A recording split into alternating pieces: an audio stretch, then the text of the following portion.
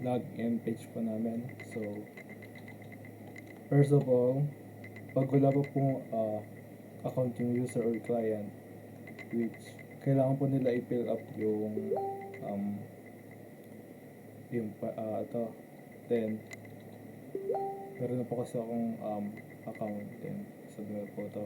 Tapos ito kailangan nila email address, and dapat yung password contains 6 characters.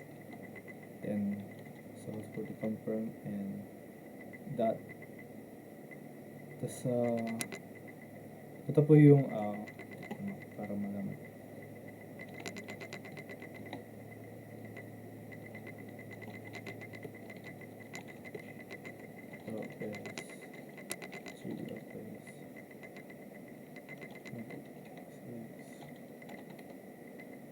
Ganito yung mukha pag successful yung then automatic na siya. So ito yung explore. This is our homepage. Welcome to the copy the Discover Premium. Then pag click to, bababa siya dito sa our menu, which contains our drinks and foods. So ito yung drinks. So yung prices, naka-default siya in medium, pwede 90, medium large, and so for the tea. We have 3 varieties of drinks, tea, special drinks, and more. So then, mag-cart tayo ng large caramel macchiato, and ito din sa foods. Merong pastries, sandwiches, and desserts. Ano natin yung tiramisu. So dito yung pwede nang i-remove yung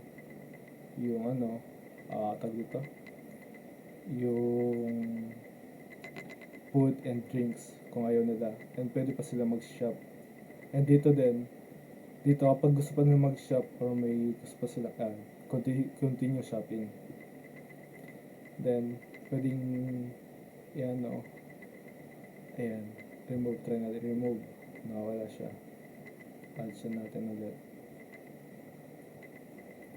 card, yan.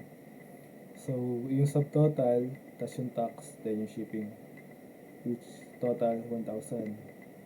Proceed to check out. Dito papakita yung notification na successful yung pag-transact. Yan. Tapos dito makikita ng client or user yung previous order nila or yung mismong order nila. Then log out. So sa SQL,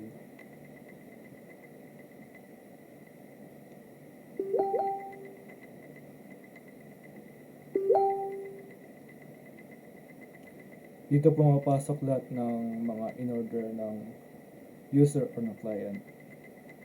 Yan, yung subtotal, yung nila, yan, yung mga pangalan ng order, and stop, and order date, kung kailan, and yun, and more.